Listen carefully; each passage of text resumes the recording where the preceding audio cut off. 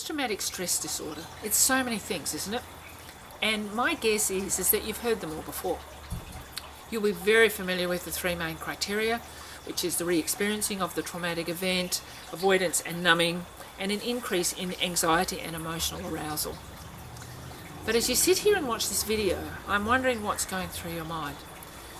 Are you looking for something that is a little bit more mainstream, or are you looking for something that's different? And that's why you find yourself on this web site and also watching this video. There is plenty of information out there on the mainstream approach, and I would encourage you to avail yourself of that. But what I want to talk to you about here is what I have found helpful for myself and for my clients. And that has been a little bit of a mixed bag approach. When I started looking, it was in the 70s, and very little was known about post-traumatic stress disorder back then. And what I was reading, in fact, I actually didn't know that post-traumatic stress disorder was what I had. But I certainly then learnt that indeed it was. And what was written then was that this was my lot, and I was stuck with it. And I remember being quite astonished by that and thinking, God, there was no way that I wanted this to be permanent. And that was the view then, and I know lots have changed since then. But is it possible to rid ourselves of it? I'm not sure. But the gig for me has been learning to live with it and make it a friend. How not to turn myself into the enemy, and how to see this as something that has happened to me and not something that I caused or that was my fault. Because that's, I'm inclined to think that was where I was inclined to go. And it was like that because had I done something differently, shoulda, coulda, woulda, had I reacted differently, had I done A, B or C, if I had been a different kind of person, that's the kind of stuff that goes around in your head.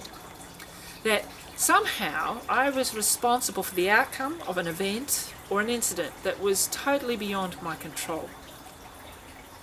And by outcome, I mean the effect that it had ended up having on my emotional and my mental and my physical body. I mean, how dumb is that? And it's interesting, isn't it? When we see it happen to others, it's clear, of course, that it's not their fault. To blame them would be ludicrous. And yet, for us, for ourselves, we have this different set of criteria, don't we? So, what I know that works best for me is like a holistic approach. It's a combination of the emotional, the mental, the physical, but also the spiritual. That a failure to do that all together was weakening my effort. And I learned that once I started to combine all those things together, so my well-being increased. And I realised that it was just as important to the overall effectiveness of one approach to do the others. So counselling by itself was not enough.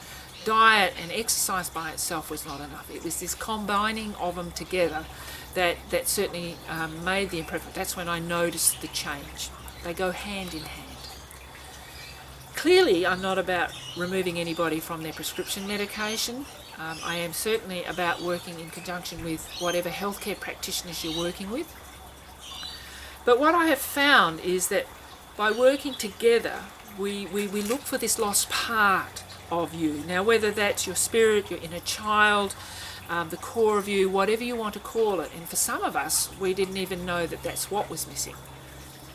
But we did know that somehow there was a part of you that wasn't there after the incident.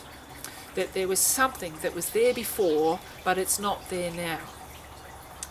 And as we find this part and we build on it, it lays the foundation, or helps to restore the original foundation of who you thought you were, or who you actually know yourself to be, but it has become lost or hidden. And it makes dealing with and negotiating post-traumatic stress much more negotiable and much more doable. For me, it was finding this part of me, this spiritual part of me, that gave me access to my joy and to my hope, and to a raft of other feelings that I hadn't felt in many, many years. and it has been key to maintaining my sense of well-being and my sense of joy and hope and happiness over the ensuing years. So if this approach has appealed to you, give me a call and let's have a chat about it, and let's take it from there. And you can find my contact details at the end of this video or on this website.